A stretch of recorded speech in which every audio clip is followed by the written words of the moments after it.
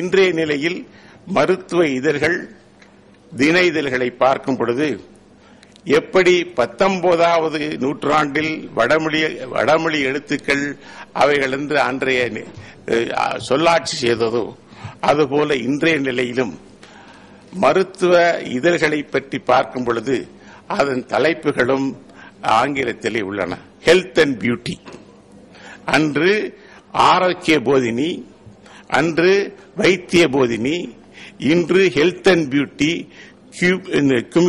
குமிதம் health special. அன்று வடமொழிக்காக போராடினோம், இன்று ஆங்கிலத்துக்காக போராட வேண்டிய நிலையில் நாம் உள்ளோம்.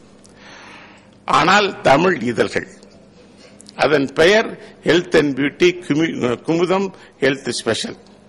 அதனுடைய உரைநடை, இன்றைய உரைநடை அந்த எடுத்துக்காட்டாக இருப்பினும் 2010 வெளிவந்த ஒரு இதழின் எழுதியுள்ள உரைநடையை வாசிக்கின்றேன். இருப்பினும் டிஸ்சார்ஜ் செய்வதற்கு முன் சில கண்டிஷன்கள் டாக்டர்கள் போடுவார்கள். இதை அவர்கள் அசிஸ்டன்ட்கள் நிறைவேற்றுவார்கள். இதுதான் இன்றைய குமுதம் ஹெல்த் ஸ்பெஷலில் வந்த ஸ்பெஷலான உரைநடை. இதை பற்றி அவர்கள் கேட்டால் இப்படித்தான் டாக்டர் நாம் சொன்னால் அது மக்களை ரீச் ஆகும் என்று சொல்கின்றார். இவைகளை பற்றி அவர்களை சொல்லும் பொழுது உலகமயமாது என்ற இன்றைய நிலையில் மொழி பயன்பாட்டு குறித்து போக்கும் செயலும் பலருக்கு கவலை அளிப்பதாகவோ அல்லது தவறு என்று ஏற்குட்டுவதோ உடன்பாடு அற்றவர்களாக இருக்கிறார்கள். ஏனென்றால் இது மக்களை சென்றடைய வேண்டும் என்று அவர்கள் கூட இது அவர்களிடம் ரீச் ஆக வேண்டும். ஆக முடிவுரையாக தொடக்க காலத்தில் மேலநாட்டு கல்வியை தமிழர்களுக்கு கற்றுத்தர வேண்டும் என்பதை நோக்காக கொண்டு கலைச்சொற்கள் படைக்கப்பட்டன. அறிவு பரப்பல் முதல் நிலையிலும் மொழி உணர்வு இரண்டாம் நிலையிலும் இருந்தன. எனவே அறிவு பரப்பில் ஈடுபட்டோரின் மொழி பயன்பாட்டுக்கேற்ப ஆங்கிலமும் வடமொழியும் கூடுதலாக பயன்படுத்தப்பட்டன. இதில் உள்ள உரைநடை போக்கும் காலத்திற்கு தகுந்தபடி நாட்டுக்கேற்ற போல் மாறி காணப்படுகின்றன. 1932 வெளிவந்த கலைச்சொல் பட்டியலுக்கு எதிராக சென்னை மாகாண தமிழ்ச்சங்கம் மேற்கொண்ட முயற்சி மொழி உணர்வுக்கு முதன்மை தருவதாயிற்று. 1940 அமைக்கப்பட்ட சாஸ்திரியார் குழுவுக்கு எதிரான கண்டனமும் இதன் அடிப்படையில் எழுந்ததே ஆகும். இக்காலத்தில்தான் நாம் நினைத்து பார்க்க வேண்டும், இந்தி எதிர்ப்பு போராட்டமும் தலையெடுத்தது எனலாம். எனவே இது கலைச்சொல்லாக்கங்களை தமிழ்மயமாக்குதல் ஆகும். இதன் மூலம் அறிவு பரப்பும் பணி தொடங்கியது எனலாம். இதன் காரணமாக தொடக்கத்தில் வடமொழி சொற்களும் ஆங்கில சொற்களும் நூல்களின் மிகுதியாக இருந்தாலும் 1936க்கு பின் தமிழ் சொற்கள் உடனடியில் அதிகமாயின. 1960ற்கு பின் பல அறிவியல் துறைகளில் வளர்ச்சி, மருத்துவம் உட்பட உலக தொடர்பு முதலியவற்றை கருத்தில் கொண்டு எளிமையான உரைநடை, இலக்கண நிகழ்வு, அதற்கேற்ற சொல்லாக்கத்துடன் ஆங்கிலம் வடமொழி நீக்கப்படுதல் மேற்கொள்ளப்பட்டது. இங்கு கருத்து தெளிவுதான் முதன்மை பெறுகிறது. இயன்ற அளவு தமிழ்மொழி வழக்கு உரைநடையில் பேணப்படுகிறது.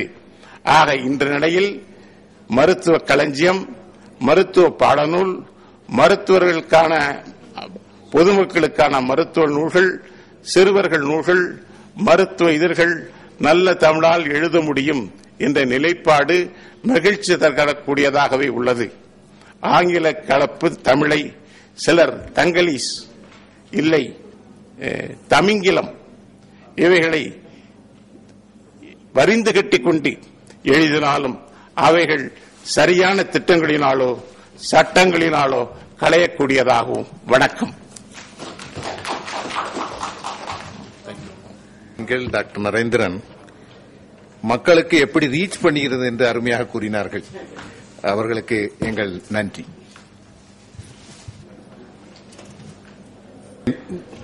நேரம் இல்லாமையால் இதை நாங்கள் முடித்துக் கொள்கின்றோம். இதுவரை இந்த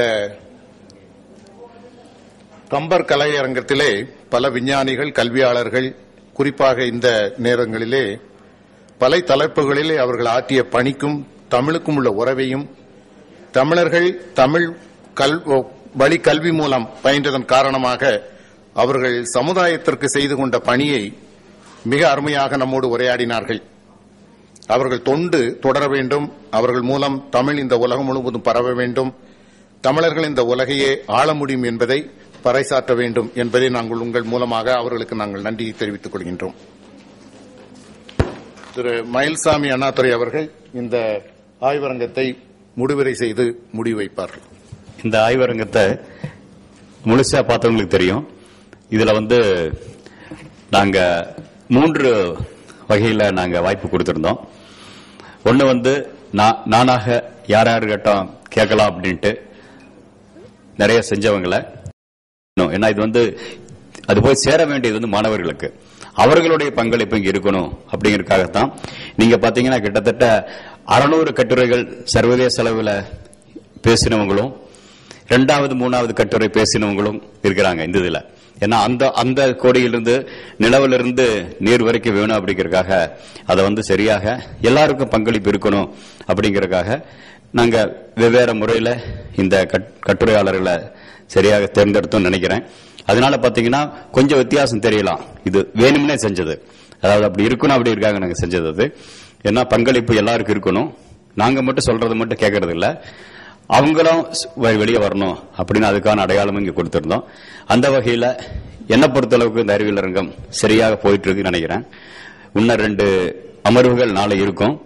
அதுல அதிகமாக பேசப்படுவது இலக்கியம் சார்ந்ததாக இருக்கும்.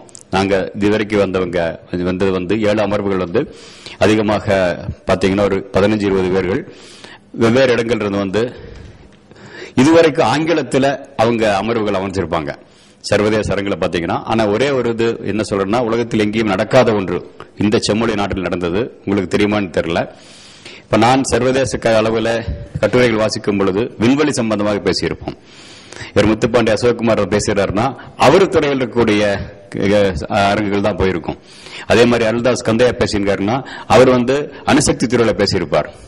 பிரம்மோச பத்தி பேசுறவர் ஏவுகணை துறை பேசியிருப்பார். ஒவ்வொருவரும் அவர்கள் துறையில் சர்வதேச அளவில் போயிருப்பாங்க. ஆனா இந்த மாநாடு தான் உலகத்தில் தமிழ் மூலியமாக எல்லாரும் இணைஞ்சு வந்திருக்கோம். உங்களுக்கு தெரிஞ்சிருக்கணும்.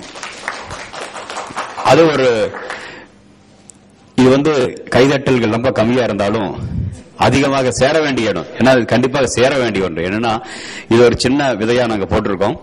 இதற்கு காரணம் என்னன்னா, தமிழ் மூலமாக நாங்க இது மாதிரியான ஒரு முயற்சி, சிறு முயற்சி ஆரம்பிச்சிருக்கோம்.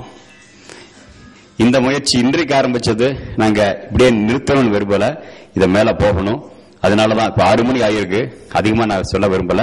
ஆனா இது முடிஞ்சும், இந்த செம்மொழி மாநாடு முடிஞ்சும் பிறகு கூட இணையம் எங்களை இணைக்கும் நினைக்கிறோம்.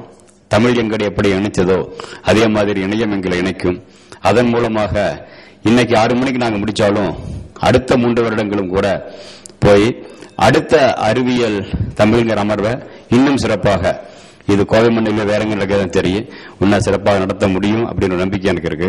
அதற்கு ஆதரவு கொடுத்த அனைவருக்கும் நன்றி, வணக்கம். இல்ல அத ஈர்ப்பு விசைகள் பாத்தீங்கன்னா, நீங்க இந்த அதனுடைய பௌர்ணமி அமாவாசை நாள்கள் எல்லாம் பாத்தீங்கன்னா ஈர்ப்பு விசை வேறுபடுறதுனால உங்களுடைய கடலினுடைய ஏற்றத்தாழ்வுகள் இது வர்றது கண்டிப்பாக நாம பார்க்கிறோம். ஆனா அதனுடைய அமாவாசை பௌர்ணமினால சில பேருக்கு சில மாதிரி நடக்குது அப்படிங்கறது அறிவியல் பூர்வமாக கொண்டப்படல. புவியீர்ப்பு விசை மாற்றங்களினால இது மாதிரி ஏற்றத்தாழ்வுகள் நீர்மலை இதுல வரலாம். அது காரணம் தெரியுது. பட் மனிதர்களுக்கு ஏற்படுவது அது அவ்வளவு சரியா சொல்லப்படலை.